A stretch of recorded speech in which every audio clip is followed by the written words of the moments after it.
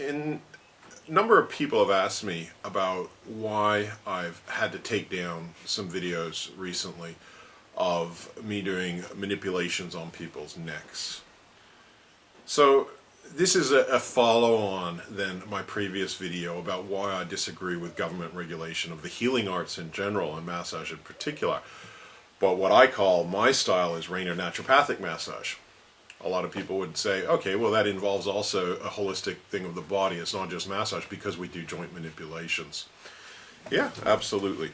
We do. And I believe that the muscles and the joints work together. So for example, tight muscles will pull joints out of place. And then loosening up the muscles will enable the joints to go back into place. And that's why I believe that cervical manipulations are better done with massage. Okay? But unfortunately, in Australia, we got an overzealous government body here that wants to restrict the creativity and innovation involved in the healing arts. I live in a state called Queensland, and we have a government here that is very restrictive and harassing of therapists.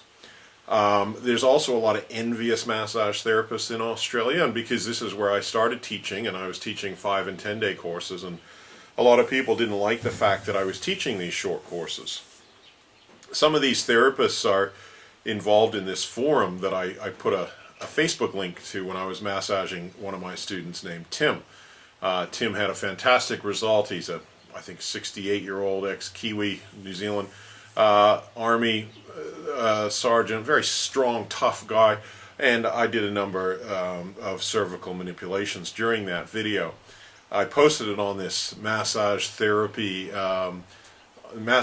Australia Facebook forum, and I had some very envious massage therapists there who have been critical of me for a long time because I don't teach people in these one-year government courses. Basically, I don't come under their authority. They want to be the dudes. They want to be the guys in charge of the massage industry in Australia, and here I am going, well, I believe in freedom and creativity and innovation and you know, answering to my own spiritual perspective of my belief in God or my belief in freedom and creativity and innovation.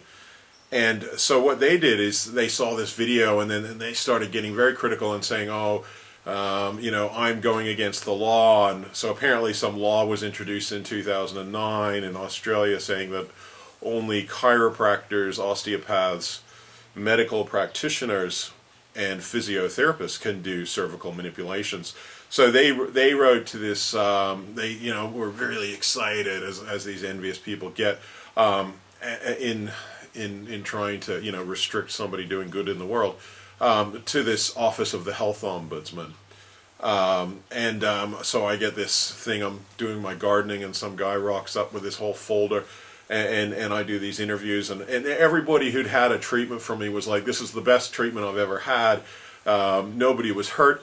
And people were like, he was able to do adjustments that chiropractors, physios were never able to do. And I can show you Tim's testimony. I'll even print it probably at the bottom of the comment section. But none of that mattered because of this law that was introduced in 2009. Now, the Office of the Health Ombudsman are so extreme and overzealous and probably illegally, because I've taken them back to this a higher level of court called the Queensland Civil Affairs Tribunal, and the court case is ongoing. But they've made me take down videos that I did even in Canada or England or pre-2009 in Australia. Now, I've been practicing cervical manipulation since about 1995, and I was shown by chiropractors, I was shown during different shiatsu sessions, because cervical manipulations actually have a long history in the Orient. And I was actually speaking to a local chiropractor here the other day when he was doing my neck, and he was saying that the founder of chiropractic, D.D. Palmer, or B.J. Palmer, I forget, their father and a son, the founder anyway, he actually got a lot of his knowledge from going to the Orient and then brought it back and it became chiropractic. But I learned shiatsu, and I've traveled the world, and I've learned from different people how to do neck manipulation safely and with massage. But what they did with this legislation is they introduced it, and people, supposedly again, ooh, we're so scared about hurting people, and they can cite some evidence that certain people have been hurt by neck manipulations due to the arteries being severed, which is true. All those manipulations have been done by chiropractors and some other people as well. Now, they allow medical practitioners in Australia, because what they did is, although it's a Queensland law, they all got the different health ministers for the 6 different states, and presumably the territories as well, the 2 territories, got together and made it like a federal law. So it's this combination of a federal law and a state law. But it's a state body that's harassing me at the moment. And they launched this sort of investigation, and they fraudulently tried to even frame me on this investigation, and I pointed it out. Their lawyer's face changed color when I pointed it out. He went to purple, because they tried to say that on my website I said in my advanced courses that I teach cervical manipulations, which I am legally allowed to do so. That's what they said in this what they called a finding of fact in their legal thing. But actually on my website I'd said where we are legally allowed to do so. And they had to change that. And and luckily they had a copy of the website in the submitted material. I'm like, why are you changing things that I've written in order to try and frame me and attack me like this? Like surely as a body investigating professional behavior, you guys would have enough professionalism to actually quote my website correctly, because they even had the correct quotes there in their appendix of material. The guy, and I'm like, in this day of copying and pasting, why didn't you just copy and paste it? And obviously it wouldn't have made the same impact. They had to twist it to make it like I'm some rebel or something like that. But I'm like, why didn't, and if you're going to have your staff actually, instead of copying and pasting and do something where you're writing things out, don't they check their work?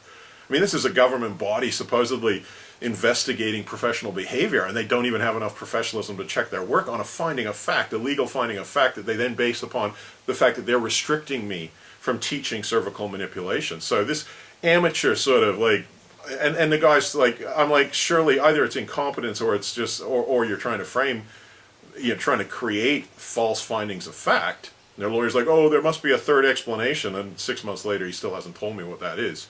And I made a complaint about this to them. But this is what's going on. It's like a witch hunt. It's a continuation of the witch hunts, And when you've got people like me trying to, heal people, and obviously it's a threat to, powers that be, and probably pharmaceutical companies who are giving big political donations to the political parties and the politicians who are making laws and want people to stay sick and that sort of thing so that they can make more money. And, of course, you've also got then the vested interests in these groups, the doctors and the chiropractors, and I have a lot of, don't get me wrong, I have a lot of respect for a lot of individual chiropractors and osteopaths and everybody. I have friends that are chiropractors and osteopaths and physios. But they got together and made this little monopoly, and it's so funny because if you look at it in the U.S., the chiropractors and the physiotherapists have actually had a huge conflict because they're each trying to tell the other one that they're not allowed to do cervical manipulations. And that they're not qualified in this sort of thing. And the physiotherapists, which they call physical therapists in the U.S., are saying that it's like apples and oranges. I got some really interesting information about that, and I've submitted it to the court. And then you've got doctors here, or what they call medical practitioners in Australia, because the word doctor can be used for chiropractors, osteopaths. Anybody can use the word doctor, actually, in Australia. But the term is a medical practitioner. They're allowed to do cervical manipulations with no training whatsoever. They can just go around and have no training, no idea of what they're doing, and they're allowed to do it because they're a medical practitioner. It's like, really? It's such a dangerous technique, but you don't need to learn the actual technique. You just have to have a profession. But a naturopath, not. I'm a naturopath. A naturopath who's had 4 years of training. I've done 4 years of naturopathy. I've done a year and a half of shiatsu. I've done a year and a half of Ayurvedic medicine, Chinese medicine, plus I've had 28 years experience all over the world teaching and doing it. They're allowed to do it, this guy straight out of medical school, but I'm not. When I was qualified, not quite 20 years, but almost 20 years before they even introduced this legislation. It's obviously again, it's an attempt to control things because people, sometimes chiropractors are in this country are recognizing that people are saying, well, it's a lot better to have muscles and bones work together, and they're going to lose business because they can do a treatment in 5 or 10, 15 minutes. whereas Raynor massage often takes hour and a half, 2 hours, 3 hours. And it's a more comprehensive and holistic work. But the funny thing is about all this regulation is that even the founder of chiropractic, if you research the founder of chiropractor in Wikipedia, you'll see all this sort of stuff where he was talking about chiropractic as a religion and it should not be regulated by the government. They've fought battles against the AMA and different things where the AMA has called them quacks and all this, and they have this Wilt versus the AMA. It was a legal case in the U.S. Where it was found that the AMA was just, American Medical Association, was just trying to smear them, basically, and because of competition. You know, they see them all as competition. So that's what it is. A lot of these people, they're more concerned with squashing competitors, using government bodies and regulations to squash competitors because they're selfish. They don't care about healing people. They don't care about getting good techniques out. They don't care about even being respectful to other people, to even discuss techniques or, you know, how we can help people. It's all about squashing people because they're financially threatened. And I find it sick, personally. They're sickos, you know. And then you've got these government bodies that are just complicit in engaging it and harassing people like myself, who are just trying to go around actually helping people. And you know, they're launching these stupid court cases. And now I'm not allowed to show you guys, even though even though there's all sorts of videos on YouTube of people doing cervical manipulations all over the world, in case somebody in Queensland happens to see me doing it and it's therefore against Queensland law, this stupid government body called the Office of the Health Ombudsman has restricted me from doing it under penalty of these huge fines. It's absolutely ridiculous, especially in a country like Australia. I mean, they don't even research even. You know, D.D. Palmer talks about, or B.J. I forget. I'm sorry, I forget which one is the original one. But the founder of chiropractic, he talks about it as being a thing that should be protected under freedom of religion. Now, Australia has that too. So they don't even investigate. Nobody's been hurt by me doing cervical manipulations or the people I'm teaching, and it makes a lot of sense to say that it makes more sense to loosen up muscles before manipulating bones. And in my experience of doing it for so long, it always shows that it is better. So instead of people being sensible in government, they're being stupid, which is obviously epidemic in Australia at the moment, where we've got all sorts of stupidity going on in government, people not caring about governing properly for the benefit of people, but they're all just about their own power and just enviousness toward each other and that sort of thing. It's quite disgusting, personally, but you know, that happens all over the world. Of course, it's you know, people are becoming just more and more selfish and more you know, disrespectful to each other, and using governments to do that and harass their political opponents and things like that, because, you know, they're envious of the fact that somebody is actually doing something good in this world. We got to stop them. We got to stop them. So that's what's happening. That's why I've got these things. I've had to remove cervical manipulations from my videos, so that because obviously we got this. I call them fascists because you know, they're threatening me with a huge fine. I totally disagree with it, but at the same time, I disagree. You know, I don't really want to pay the fine, so I'm fighting them in court. I'll let you know how it goes. Had some contact with my local members of parliament. They're sort of sitting on the fence at the moment, waiting to see. Although my federal member of parliament definitely thought it was ridiculous that they should be able to restrict me from doing things. He's like, well, if you go to Amsterdam and you smoke pot, and you come back to Australia, if that's on video, they're not going to take that down. So what right have these guys got? So again, so he agreed with me on that, and he could understand what I was saying. But you know, a lot of the time these professions get together and they hoodwink politicians, because politicians don't really know about healing and that sort of thing, and they go, "Oh, we got to do it to protect people." There's only been a few people out of millions of people that have been hurt by cervical manipulations. So what we should do is look at how people should be trained in the technique properly. That's what it is, and how can that technique improve? And obviously, to me, one of the ways that technique can improve is by looking at how the spine relates to the muscles and the blood vessels. Doing neck manipulations on people with tight muscles that are cold is obviously going to be more dangerous than having somebody have all their muscles warmed up. That's why a lot of people now, you know, even chiropractors are hiring massage therapists to warm people up. But I think it's better if the same person does the same job. And again, these are new professions, chiropractic and osteopathy, and they drew from a lot of things coming from the East, and Places like Thailand and India, they've been doing cervical manipulations for a long time. Even in ancient Greece, there were cervical manipulations.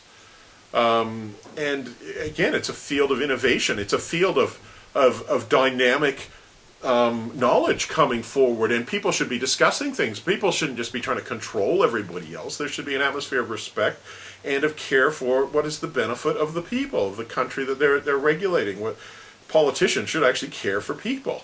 It's a radical concept, but they should, not them just themselves and their huge salaries like they get here in Australia with these massive pensions afterward. The politicians in this country should, and in every country, should be caring about what's best for people. And in my opinion, the cervical manipulations can be very, very beneficial. In Ayurvedic medicine, we have what's called our Sushumna through here, which is our central energy channel that all the chakras are on. Opening that up enables the energy to flow. So it is an energetic thing. We, as I mentioned if you watch my first video about what is chi, what is life force, I believe we have life force going through our body, which is what the fundamental base of Ayurveda, Chinese medicine, everything is. And it's a very important channel through there, the Sushumna. It has the 7 chakras. So manipulating the head and neck, in my opinion, in Raynor massage has a very important place, and that is to allow that energy to flow. In my opinion also, the head represents our conscious mind, and our belly represents our subconscious. And oftentimes people can be very controlling in their mind, and when we of holding their emotions down, and when we actually manipulate the neck, it can allow that control mechanism to actually be released, and emotions can come out that have been trapped inside that person. Even a lot of healers like Louise Hay, who have looked at how different parts of the body relate to different parts of the emotions. The neck is often relating to control. So when somebody has a tight neck, they're trying to control. Usually they're trying to control their subconscious feelings with their conscious mind by judging certain emotions as being bad.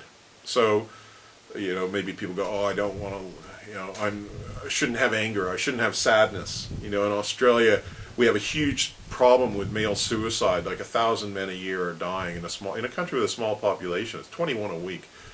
And a large part of it is the cultural thing, saying men shouldn't have, they should shove their feelings down, especially sadness and things like that. And, this type of massage could be beneficial for people. So many people could be helped by this, by releasing all these trapped emotions. It can be very useful for sufferers of PTSD and war veterans.